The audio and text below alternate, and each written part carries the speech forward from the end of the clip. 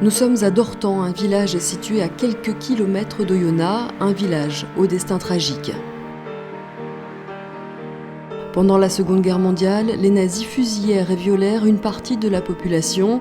Ils tuèrent 35 personnes avant de mettre le feu à la commune. C'était le 21 juillet 1944.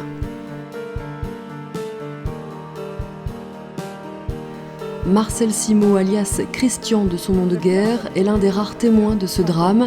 Il faisait partie du camp Cyrus, un groupe de résistants basé à Montcuzel. Appelés à rejoindre les plateaux du Haut-Jura, les maquisards ont traversé Dortan cette nuit-là. Nous sommes venus en suivant la rivière jusqu'au village de Dortan qui était en feu. Alors là, c'était quelque chose d'effarant, puis d'hallucinant.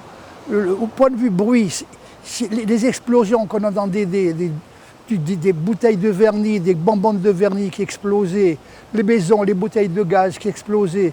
Plus en ça, un orage formidable qui tombait dessus, c'était hallucinant.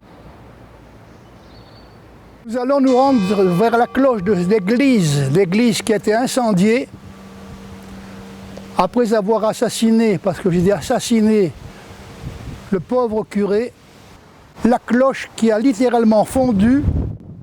Les nazis ont incendié le village en représailles après des combats nourris avec les maquisards de l'Ain et du Haut-Jura. La folie meurtrière n'épargnait personne.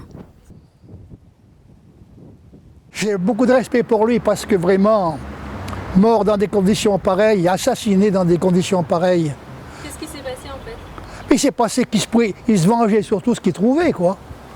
Hein? N'importe qui, vous aurez trouvé, c'est fini, hein. Seul le château que les Allemands avaient transformé en QG fut épargné. C'est derrière ces fenêtres qu'une quinzaine d'hommes furent torturés. Après la guerre, la cité de Dortan fut bâtie en urgence pour héberger les survivants à quelques centaines de mètres du village.